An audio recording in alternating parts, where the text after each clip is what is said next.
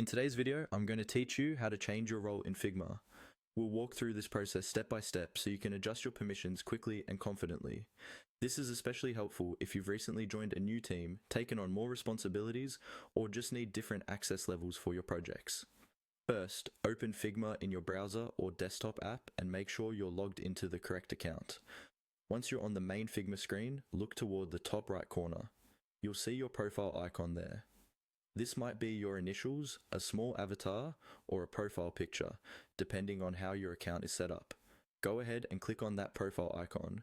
This opens a small drop-down menu that gives you quick access to your account-related options. From this drop-down menu, look for the option labeled Settings. This is where Figma lets you manage your account details, preferences, and roles. Click on Settings to open the full settings page. It may take a moment to load, especially if it's your first time opening it, but once it appears, you'll see various sections dedicated to different aspects of your account. Within the settings page, take a moment to scroll and familiarize yourself with the layout. You might see sections for your profile, notifications, and team or organization details. What we're interested in is the area that controls your role.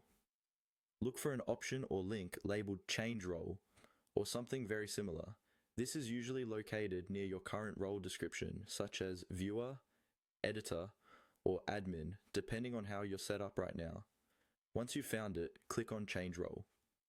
When you do this, Figma may show you a list of available roles or prompt you to confirm the change. In some teams, you'll be able to switch roles yourself, while in others, an admin might need to approve or assign the new role for you. If you don't see the role you want, or if the button is disabled, it likely means you don't have permission to change it on your own, and you'll need to contact a team admin.